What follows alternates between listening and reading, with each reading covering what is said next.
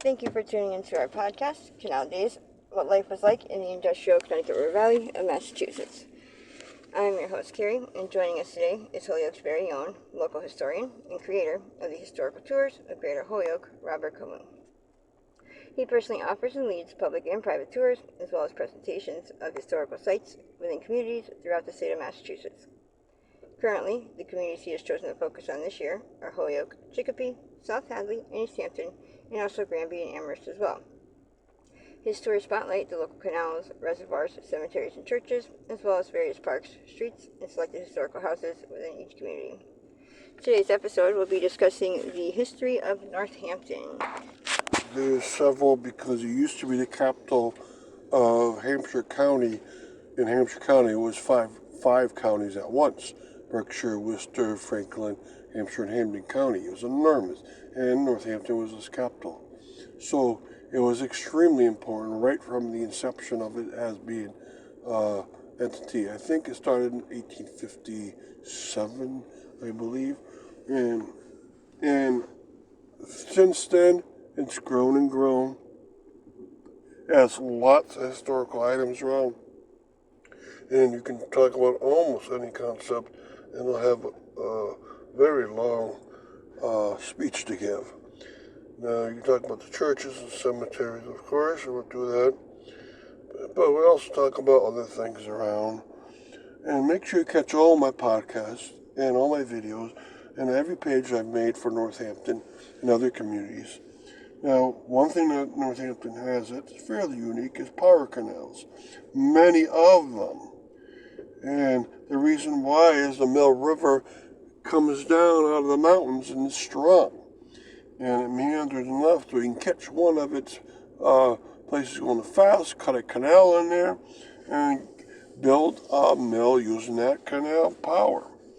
And so it has the Nantucket Silk Mill, that's the most famous, but also has Nantucket Cutlery, Nantucket Paper, Warner Silk, where William Skinner got his start before he went off to Williamsburg. It also has the Clemens Mill, the Cook Mill, the Lamb Wire Mill, the Maynard Mill, a couple of woolen canals, and so forth and so on. Now, its churches and cemetery amounts are high. It also has the Connecticut River passing right by it, and so for that reason became a center of navigation by boats, including canal boats. And the Sahaik Navigational Canal was built only in the beginning to serve Northampton because it was so large. All right, and then it has several villages around Leeds and Florence. Special topics it has a Social Truth Memorial in Florence.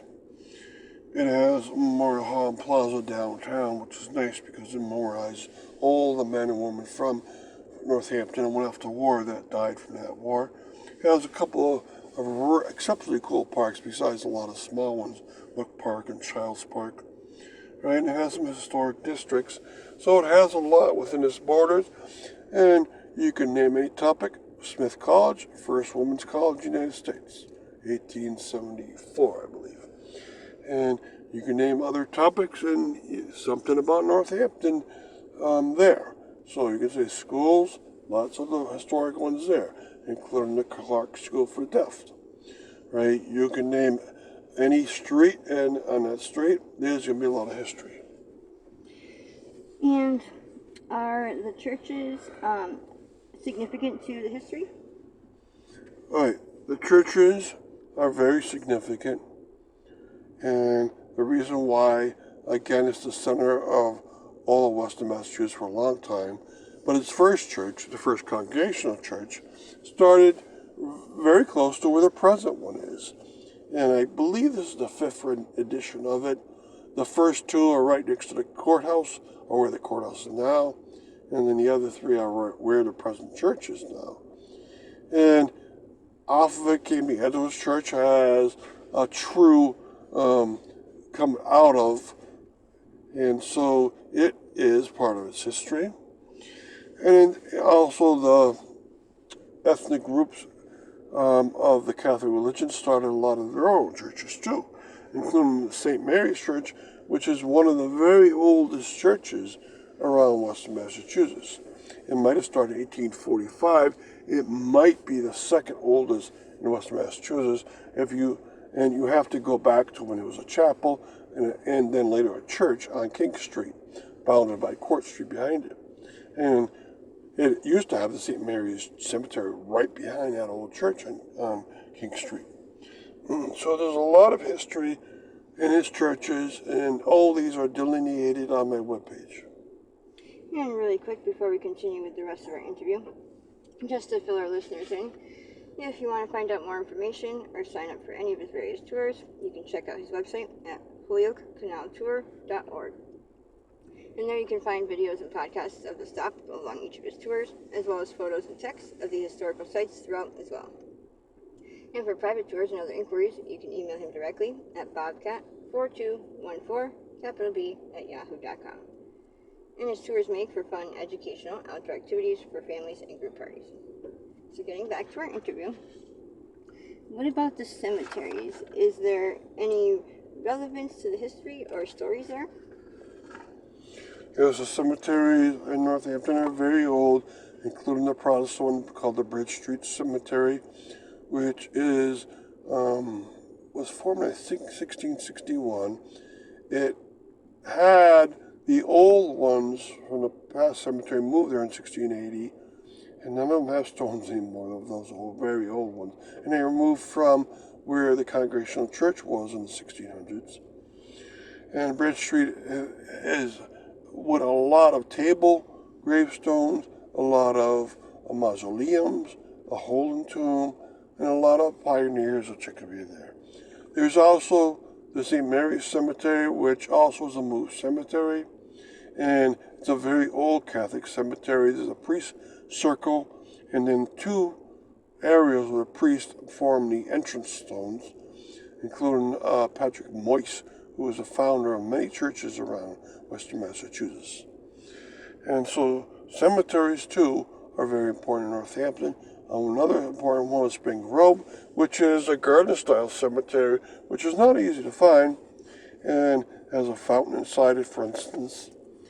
Now, there's also peculiar ones like the West Farm Cemetery, and there's a single-lot cemetery right outside the Assumption Church in Florence, where they buried the founder right outside that church.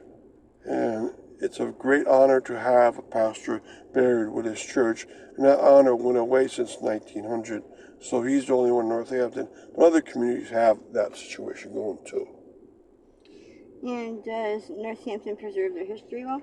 Yes, the Northampton Historical Society is extremely active, and you can imagine since they're about 370-something years old, there's a lot of history there, whether it's Native Americans, whether it's any of the topics that I typically do, whether it's other topics. You can talk about the mountain ranges and how they change. You can talk about the geography of Northampton and the communities that used to belong to it, like Southampton, Westhampton, and so forth. And you can talk about brooks and how they changed the history around. You can talk about education within the community. And it's all well preserved. They do have a Community Preservation Act in Northampton, so a lot of money is now going to these preservation projects.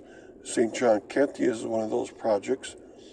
And not only the old cemeteries and churches are being preserved very well, anything that is not physical is also preserved, because Historic Northampton does a great job at keeping small items, documents, and also the written and oral history alive around Northampton.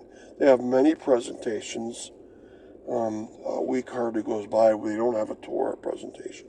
So I invite you to go to their website. I invite you to read my website up and to go to Northampton and figure out its history on its own. And thank you, Robert, for educating us on your tours and historical topics of your expertise. And we want to thank our listeners for tuning in. And you can check out a large selection of our other podcasts on his website,